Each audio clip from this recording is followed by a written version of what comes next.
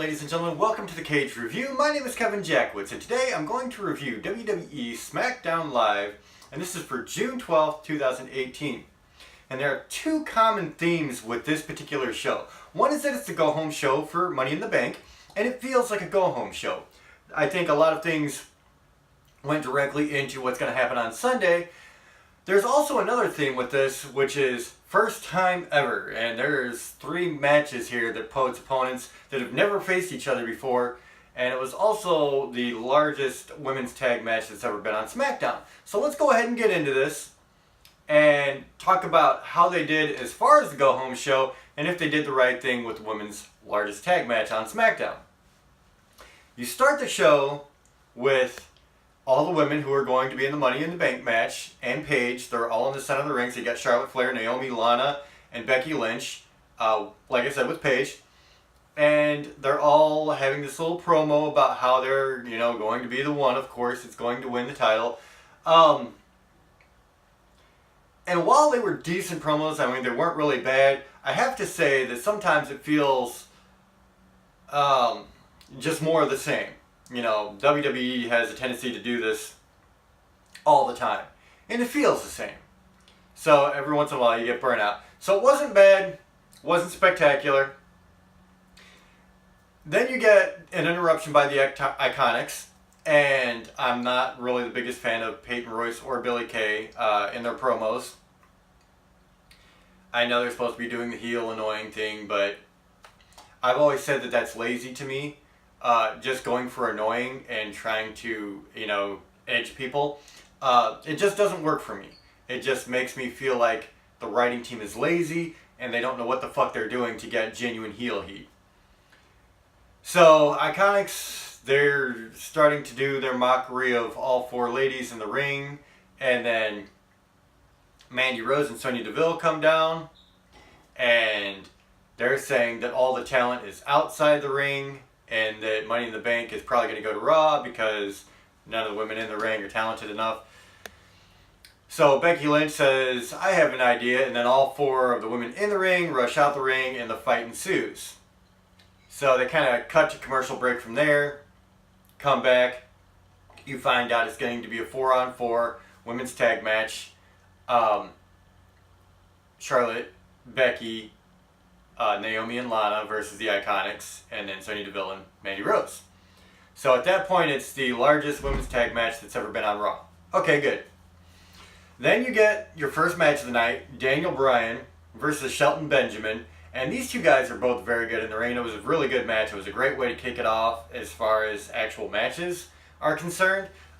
Very technically sound. How could it not be? Daniel Bryan brings a certain energy to his matches that a lot of guys just don't or can't. His conditioning is very, very good for sure. So it was a good match, and at the end, Daniel Bryan gets the ankle lock, not the ankle lock, whatever that leg submission is that he has, and Shelton Benjamin taps out. But it was kind of cool because during the match, Shelton Benjamin went for Daniel Bryan's leg, and so in turn, Daniel Bryan goes for Shelton Benjamin's leg, and they were kind of doing a back and forth with that. And it was actually a pretty cool setup, I think. So, that's where that goes. So after that match, backstage, Paige is walking through the hall. Asuka stops her, says, I want Carmella tonight. Paige is like, well, you got her Sunday. I don't want to give it to you tonight, but I'll put both of you into this women's tag match. So it's now a 5-on-5, 10-woman tag match. So that's cool. Paige keeps walking, runs into the Miz. Miz says he wants to referee the match between Samoa Joe later and Rusev. And so Paige gives him that. So not a big deal. Paige has, got personality coming out. She has to rely on her personality, so it's coming out. I like that. Miz is always good in promos, let's face it. Whether you like the guy or not, in the ring or whatever, the guy's great at cutting a promo. So after that, Jerry Lawler does an in-ring interview, well actually just outside the ring interview with AJ Styles, and it was pretty short and almost pointless. AJ, you know, he's talking about the match, talking about the setup and how Nakamura's cheap shotted him so many times, and that's why he picked a no man standing match, and that he's going to walk out the champion just like he walked in the champion. And that was really it. That was all there was to that promo. So they added something for AJ, but I mean, there wasn't much there, to be honest. Backstage after that, you have The Miz talking to a ref about the rules, and he's saying, you know, they can't touch me, right? And the ref's like, yeah, they can't touch you, they get disqualified. And Miz is like, well, I can touch them, right? And ref's like, well, not really, there's, you know, boundaries there. And so, you know, it's Miz trying to beef up the whole I'm trying to get by gimmick. So directly after that is Rusev versus Samoa Joe with The Miz as referee. Decent match, and you have a couple of spots where, of course, Miz is going to get accidentally involved. Aiden English jumps up on the apron. Miz is yelling at Aiden English, and then Rusev in the corner in front of Miz. Samoa Joe goes to attack Rusev. Rusev moves, hits Miz. Miz and Samoa Joe are then talking, arguing. Samoa Joe grabs Miz's hand because he's poking him in the chest. Rusev comes in with Machka kick, lays him out, gets the win. And surprisingly, Miz, you know, didn't do any fast counts or anything. It was straight up. Then Aiden English grabs a ladder for Rusev to climb the ladder, grab the briefcase. Of course, Miz pulls down Rusev, skull-crushing finale, grabs the briefcase symbolically, leading into the ladder match. Not bad. This is another first-time match. Daniel Bryan versus Shelton Benjamin was a first-time match. Rusev versus Samoa Joe is a first-time match.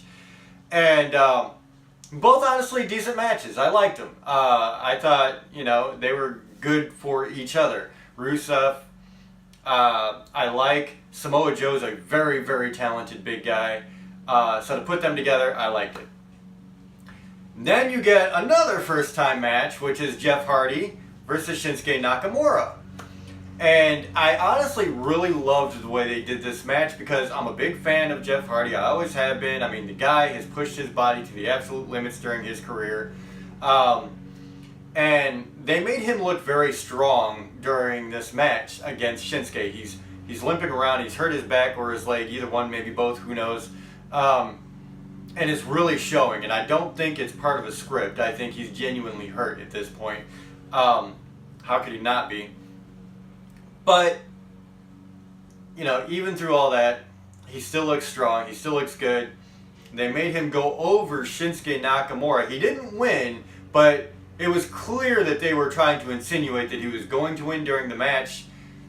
And then, of course, Shinsuke Nakamura hits him with a low blow, goes the cheaper out, builds the heel character for Shinsuke, makes Jeff look strong in, well, I would say in losing, but he actually won. But he lost the war because Shinsuke then hits him with a Kinshasa. So I think that everything during this match was done right. It was a good match. I feel for Jeff Hardy, Jeff Hardy, because he, you know, you could tell he was in pain during this match and he was fighting through it. And, you know, got to give him credit for where it's due. So I think they did everything right there. Renee then interviews Carmella backstage. Carmella, I do believe, can cut good promos at times, not all the time. Sometimes she just goes for the annoying sheep shit, which is just annoying. It's not entertaining, it's not building heel heat, it's just fucking annoying, and I wish WWE would get away from that shit. I wish they would take the time to get people to genuinely get heat. Some people are just not talented enough to get genuine heel heat, and so they have to resort to being annoying.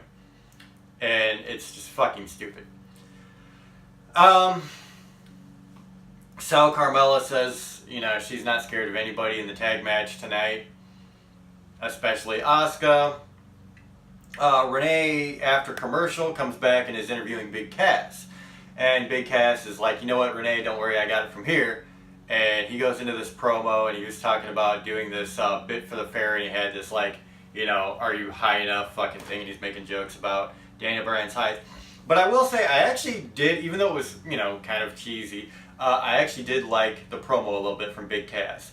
You know, sometimes he shows a lot of personality, and then sometimes it kind of falls flat for me. well, honestly, sometimes it really falls flat for me. But I like this one. I'm not going to lie, I liked the promo from Big Cass, so, I'll let him have his day. So there you go. Short, sweet, to the point, not a bad promo. And then you have the last match of the night, the 10-woman tag match. And here's my thoughts on this. They were smart in some respects because they really let Sonya Deville in really the most in the match for the heel side, which is the Iconics, Mandy Rose, Sonya Deville, and Carmella. Well, Carmella and the Iconics can't fucking wrestle at all. I like Mandy Rose. She's definitely showing me something. But I think Sonya Deville on that side of the ring was the best wrestler, and she had the most time in the ring, so I think they did the right thing there. Because I'll be honest, there were times when some of the other divas got in the ring and it was very mistimed and sloppy and, to be expected. But overall, it wasn't a bad match. I mean, you had some cool highlights there. Becky Lynch came in, looked strong. Charlotte came in, looked really strong. And then Asuka comes in toward the end and is completely dominant.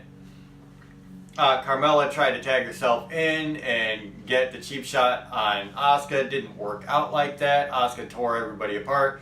And then they got some really cool spots outside, especially with Mandy Rose and Sonya Deville taking care of a lot of people. Really made them look strong as far as in the women's division. I think, they should be contenders at some point.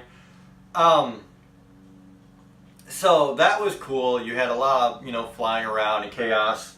And at the end of the day, Carmella sneaks up from behind, hits Asuka with a super kick. Asuka kicks out. Asuka comes up and grabs her in the Asuka lock and makes Carmella tap out. Which of course leads into Sunday, which everybody wants to see Carmella lose her title, I think, at this point. I think she never should have had the title. I think putting the title on her was a just disgusting decision, honestly. It's a complete disrespect to some of the female wrestlers in there right now.